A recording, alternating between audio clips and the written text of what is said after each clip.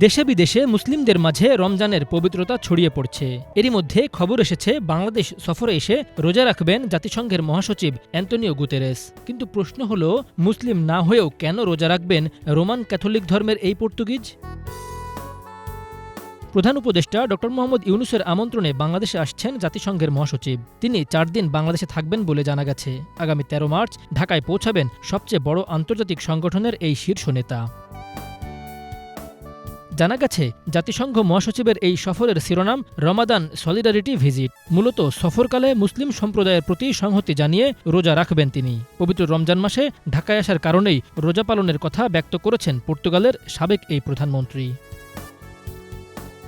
এবারই প্রথম নয়, এর আগে গত বছর মিশর ও জর্ডান সফর করেছিলেন জাতিসংঘ মহাসচিব।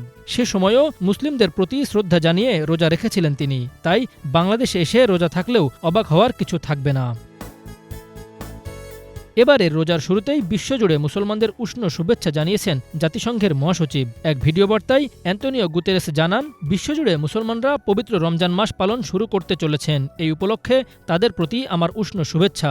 রমজান হল পরিবার ও সম্প্রদায়ের মধ্যে পুনরায় সংযোগ স্থাপনের একটি সুযোগ এবং কম ভাগ্যবানদের স্মরণ করারও একটি সুযোগ।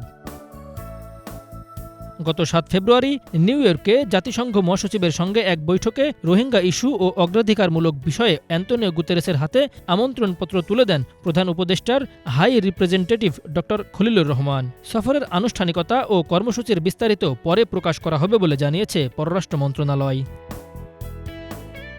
তবে এটা গুতেরেসের প্রথম বাংলাদেশ সফর নয়। এর আগে 2013 সালে রোহিঙ্গা সংকট ও জলবায়ু ইস্যুতে আলোচনা করতে ঢাকায় এসেছিলেন তিনি। ড ইউনূসের নেতৃত্বে চলমান অন্তর্বর্তী সরকারের আমলে তার এই সফর অন্যরকম মাইলফলক হতে পারে বলে ধারণা করছেন অনেকে।